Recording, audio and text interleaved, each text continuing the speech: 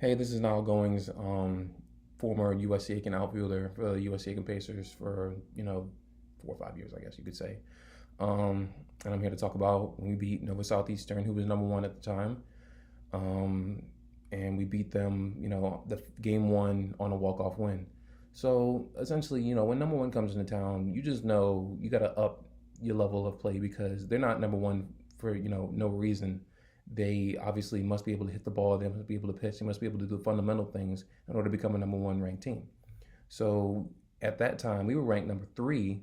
And, like I said, when number one comes into town, you just want to kind of up your level because at that time, it was within our grasp. Like if we could win 2 out of 3 games, we had a legitimate shot at, becoming number one. So, they come into town. We have a game plan. We gotta hit with them because they're a team that could hit the ball, and if we don't hit with them, we don't have a chance.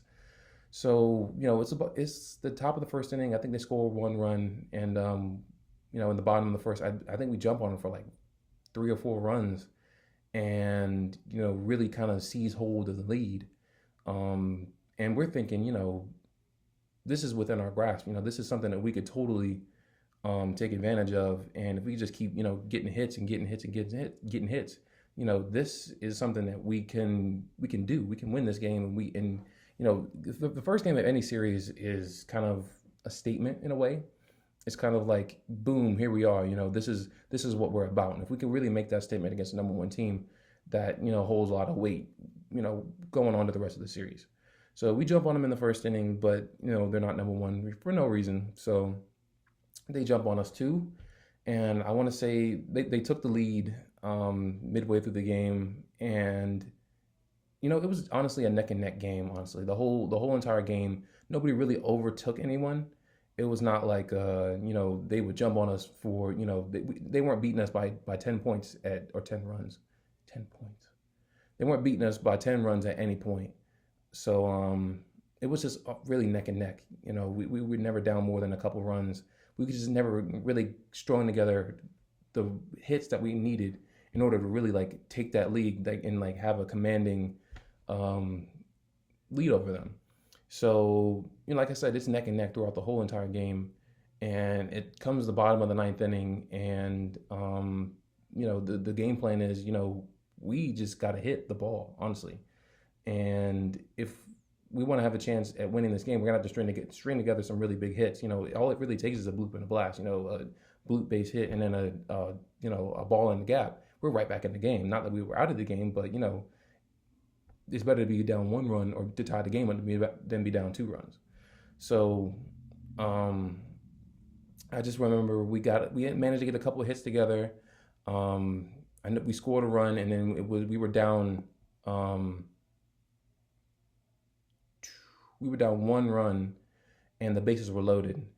And I'm standing on first base. I just got hit in the back or whatever. And I'm standing on first base. I think we have one out, and then Tyler Emmerman comes up to the plate, and he does a really good job with putting the bat on the ball. So we always have a decent chance, honestly, with anybody in the lineup. But at that moment in time, it was just his time. He was ready. He stepped up to the plate and hit a base hit to the right side, and I'm just praying because Andre Brown is pinch running, and he by no means is a burner, but he's not a turtle either. So I am just praying that this man does not get thrown at the plate because that just makes our life a lot harder. If you could just go ahead and score, we could just go ahead and win the game. So I'm rounding second base, in the event that he's tagged out, I got to be on third base. And I am just praying like, Andre, pick him up, put him down, stride out, something. We just got to make this happen. And thankfully, the throw from right field was online, but thankfully the catcher dropped the ball.